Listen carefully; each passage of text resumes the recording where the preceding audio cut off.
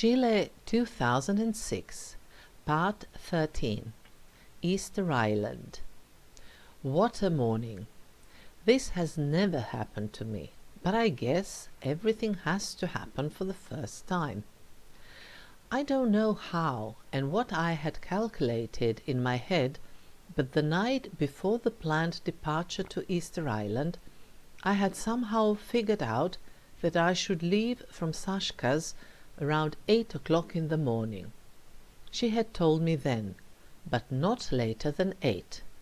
Okay, I left the flat at 7:50, and then I could only watch my underground train leave the station.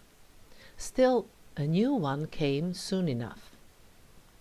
I sat on the train, completely at ease, and at some point, when almost everybody had already gone out, I realized it was my station. I jumped on my feet like a lightning and got out myself. I went to the street and headed for the bus, whose starting stop was at a nearby parking lot, when I saw the bus leave and no other waiting in line. I decided to go back to the street, as there was the second stop there, and in case there was no bus, I could take a taxi. Just as I started going there, I saw a new bus coming, so I returned to the parking lot and got on the bus. I asked the driver how long it would take to get to the airport, and he said around 40 minutes, as it was a morning rush hour. And then I finally started to wake up. It was already 8:20, and my flight was leaving at 9:25. Calm down, I was saying to myself, but it was all in vain. I started to calculate when and how I can get to the airport, and then I also remembered seeing at the airport that they close flights half an hour before the scheduled departure. Horror and panic. The bus slowly starts. A bunch of people take incredible amounts of time to get in, then the bus stops at 200 stops and collects people who are going to their work around the airport and takes them all around before it is my turn to get off. But I simply don't dare get out of the bus anywhere along the way, as I'm afraid I may not succeed in getting a taxi, and then I would be completely in a pickle. The time is passing, and I'm trying to think positive, imagining myself walking around Easter Island. The time is passing. The passengers keep taking forever when getting on the bus and off the bus. The time is passing. I can see the airport. The bus first turns to drive some people working around, and the time is passing. The night before, I was too tired to read my tarot, and this morning I didn't have the time. There, at least, a tiny drop of reason in the strange, sluggish morning, but because of the lack of any kind of esoteric support and comfort, I feel completely without any solid ground under my feet. The time is passing and I'm lost in it. In the meantime, I've realized we have actually overtaken the bus I first missed. It even made a stop at a place we actually only passed by. We are reaching the airport and it is 9 o'clock. I'm pulling my wheeled bag and I'm walking fast. I'm not running. First, I can't because of the bag, and second, it wouldn't realistically change anything. Of course, I got off the bus on the opposite part of the airport from the one in which there are LAN's checking counters. I'm walking through the airport building, and just as a coincidence, I glance sideways in the middle of the huge hall and realize that the checking for Easter Island is there. There are still some people around. I'm getting to a LAN employee and ask him something about the checking, whether I can do it all there or need to go to some machines. But he says that the flight has been closed. Please don't tell me that. He kindly says he is going to check. I'm standing there at the mercy of destiny. At some point, a girl tells me to approach the counter, but she can still not check me. Some other girls working at the counters are packing up their things, getting ready to leave. There are still a couple of passengers near the other counters, but I'm the last one and I'm the passenger who was late. After horrifying 5 to 10 minutes of emptiness and impossibility to think or do anything, they finally say it is listo, that is, everything is fine. I'm getting my boarding ticket and keep thanking everybody around me. The guy I first addressed says it is so only because the flight is slightly delayed. I'm rushing to the gate, and there I learn that the flight is actually 1 hour late. I get into the plane and manage to calm down a little during that hour. The plane then starts to drive along the tarmac. It accelerates and we are up in the air, going west. Since I didn't have any booking, after my arrival to the Easter Islands airport and following advice I had received, I paid a little more attention, and there I saw Madame Elvira, with whom I cut a deal there that I should be staying at her place, as she had a house with rooms to let. I got a room with a bathroom, and from my room, across the garden, I had a view of the Pacific which I quite liked, but then again I had no intention of spending my time in the room looking out through the window. Other than me, Madame Elvira also picked up a French guy at the airport, so after our arrival and settling in our rooms, we first had a nice chat and some beer sitting on the porch, and then he went to ask something around, and I went back to my room with intention to have a rest. I actually wanted to take a nap in order to absorb the shock I had experienced that morning, but I couldn't, although I was actually quite tired. I did sleep on the plane for some 3 hours, but that was obviously not enough. Since the attempt at napping failed, I got ready and then headed for the center. The house was almost at the end of the settlement, which is the capital, as well as the only inhabited urban place on Easter Island, Hangaroa, although a town would be a little bit too ambitious a name for it. In front of the house there was a garden, and right on the other side of the fence was a road after which the ground descended towards the ocean. I followed that road for a short visit to Hangaroa. I first wanted to get a sense of distances through a leisurely walk. I'm very good with orientation, but I always like to get an idea of the distances and the time of the pavement, so to speak, I'm going to walk on. Even with this short walk, I started to come across the moai. The first one was on Ahu Tautira. Let me explain. The moai is the name for the large stone anthropomorphic statues, that is, for the human figures which the indigenous population of the Rapa Nui Island used to make, and which Easter Island is famous for. The Ahu is the name for the platforms on which the moai are arranged. Sometimes there is only one single moai on an Ahu, and on Ahu Tongariki, for instance, which is the biggest one, there are 15 moais. There are relatively a lot of ahus and especially moais around the island, even around the settlement itself. Before, I used to think they were mostly scattered around the rest of the island. My first walk around the island led me to the museum, since my intention was to make a start in this way by learning a little bit about what I was to see over the next several days. I didn't stay there long, partially because I had already prepared myself rather well for the visit.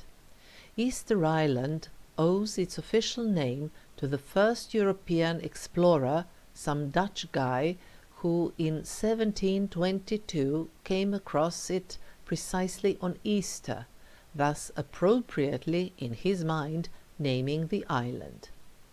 Despite different theories, it is not known exactly what the original inhabitants used to call their island, but the name of Rapa Nui has taken hold of since the second half of the 19th century, and the descendants of the original islanders are nowadays called the Rapa Nui.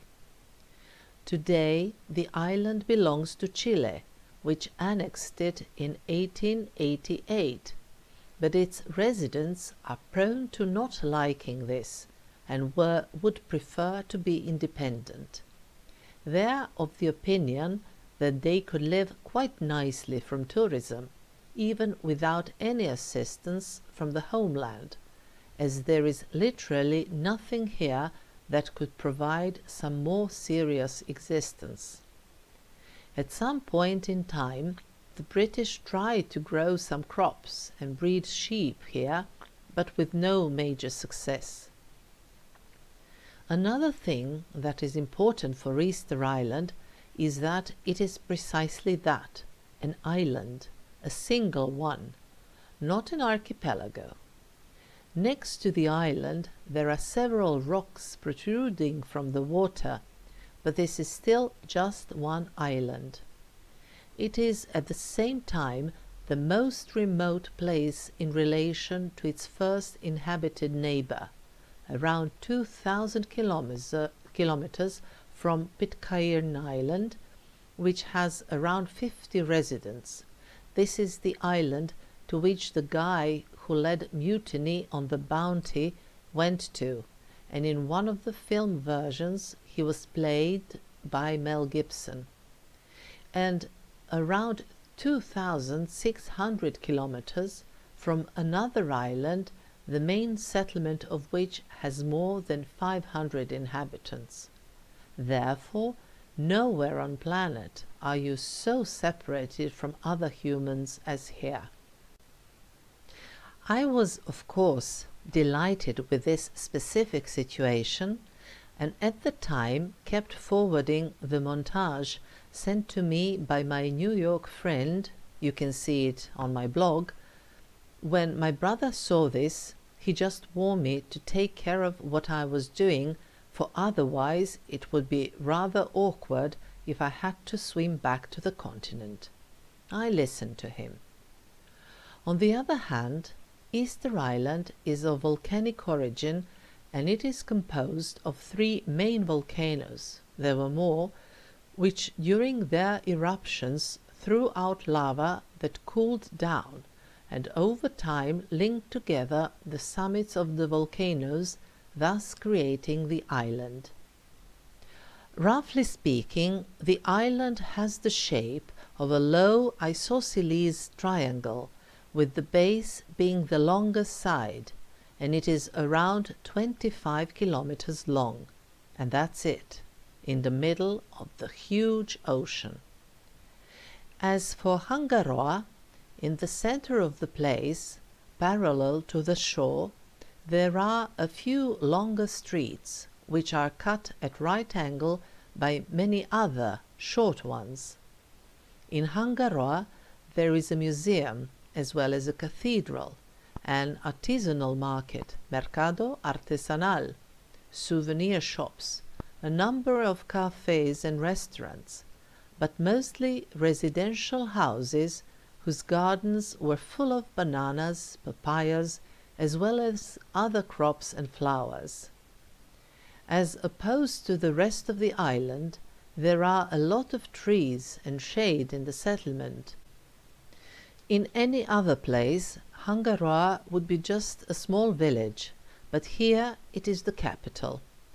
And at the end of the village there is also a cemetery. I walked through that central part of the settlement, passing eventually by the cemetery as well, and then I came to a couple of ahus that in fact constitute one single ceremonial ahu, and that is the Ahu Tahai complex. It was restored in 1974 by an American archaeologist, since over time, by the end of the 19th centuries, all the moais on the island had fallen or had been toppled over. The Ahu Tahai complex consists of Ahu Vai Uri, Ahu Tahai, and Ahu Koteriku. Ahu Vai Uri has, I would say, 4.5 moais. It is not a typo. This half refers to a moai whose head is missing, although the others have been considerably damaged as well. Ahu Tahai, after which the entire complex has been named, consists of one moai as well as the nearby Ahu Koteriku, but this latter is particularly interesting as it has been specifically beautified. Namely, it has a red stone bonnet called the pukao, as well as eyes. Some experts believe that all the moais used to have such eyes in the past, but this is not certain. Then again, no other theory here is certain, as nothing reliable is known about the moai and why they were made and what they used to symbolize. Still, as far as the pukaos are concerned, those red bonnets are not an exception in the decorating of the moai, and it is also known exactly where the place is at which they were made out of red volcanic rock. Then I slowly returned to the settlement, went to an internet cafe and a supermarket to buy some water and fruits, and then took all that back to my room. I was not particularly hungry, so I had some avocado and salty crackers, which I actually enjoyed quite well. There I met a Polish gentleman, Arthur, who was also staying at the bed and breakfast place, and we had a great chat. After that I went for a walk in the opposite direction in relation to Hangaroa. There I passed by a hotel with bungalows, as well as a near camping site. So the question of accommodation on Easter Island is easy to solve, and one also has a broad choice. In that section, where Hangaroa is already coming to its end, I enjoyed the wonderful view at big waves that rolled to the shore, at the sun that was slowly descending towards Australia that was somewhere there far behind the horizon, as well as at Rano Kau, one of the volcanoes that constitute the island. Continuing in the same direction, I came across another would-be village, and that was in fact a tiny fisherman's settlement, Hangapiko, with a dozen houses placed there on account of a deep bay where boats may safely anchor. As everything was tucked in, I suddenly stopped hearing the sound of the waves and could only enjoy the song of crickets. There was also another archaeological site there, and an ahu restored in 1998 with one moai standing on it. This is Ahu Te Atahero. In its direct proximity there was another moai, but it was just lying on the ground at the end of a clearing where explorations had been conducted. And then I sat at a nice cafe at Hangapico and had a mango juice. I read a little Zorro by Isabel Allende, which I had bought in Santiago in order to practice my Spanish, but I could not quite concentrate because of the tiredness I felt. At this time of the year the sun sets around 9 o'clock in the evening, but I headed for my room way before that time. Still, the fact that I had a room looking out towards the porch and the garden was not so fine after all. That night I was woken up by some people who had a party in front of my window, and I had to intervene. I got upset a little bit, but the night is a strange part of the day, especially when you are half asleep. Be as it may, they did calm down a little, and after half an hour of tossing and turning in my bed, I managed to fall asleep.